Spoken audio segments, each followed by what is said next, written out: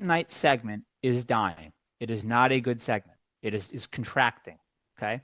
However, Jimmy Kimmel Live, that show, was the number one or number two property, depending on the rankings you look at, in that segment at 11:30 at night. So Kimmel says what he says.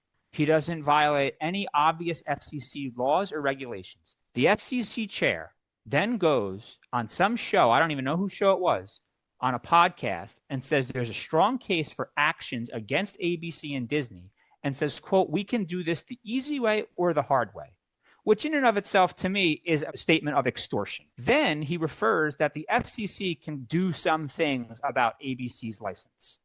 Shortly after that, there was an announcement from Disney that the show gets pulled.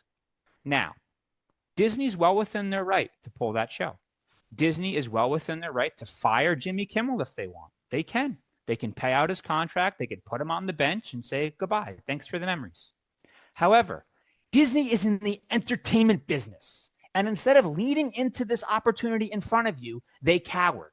The administration, the FCC chairman, the president of the United States served them up on a silver platter this threat of an FCC license being pulled. So what if the FCC pulls your license? So what if the broadcasters like Nexstar won't air your show? I said, Disney owns ESPN, Disney Plus, and Hulu apps. These third-party apps are not subject to the regulation of the FCC.